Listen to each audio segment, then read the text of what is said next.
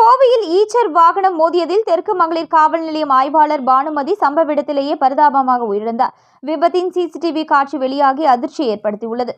கோவை தெற்கு அனைத்து மகளிர் காவல் நிலையம் ஆய்வாளராக பணிபுரிந்து வந்த பானுமதி இன்று காலை காமராஜர் ரோடு சிங்காநல்லூர் பேருந்து நிலையம் சரவணா பார்க்கிங் அருகில் தனது இருசக்கர வாகனத்தில் சென்று கொண்டிருந்த பொழுது அங்கு எதிர்பாராத விதமாக எதிரே வந்த அரிசி மூட்டை ஏற்றி வந்த ஈச்சர் வாகனம் மோதியதில் படுகாயம் அடைந்துள்ளார்.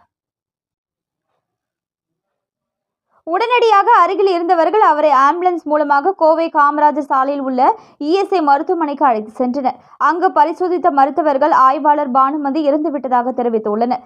இதுகுறித்து சிங்காநல்லூர் போலீசார் வழக்கு பதிவு செய்து விசாரணை மேற்கொண்டு வருகின்றனர். பிரேத பரிசோதனைக்காக உடல் கோவை இஎஸ்ஐ மருத்துவமனையில் வைக்கப்பட்டுள்ளது. ஆய்வாளர் விபத்து குறித்து தற்பொழுது சிசிடிவி காட்சி வெளியாகி அதிர்ச்சியை ஏற்படுத்தியுள்ளது. ஆய்வாளர் பானுமதி உயிரிழந்த சம்பவம் காவலர்கள் மத்தியில் சோகத்தை ஏற்படுத்தியுள்ளது.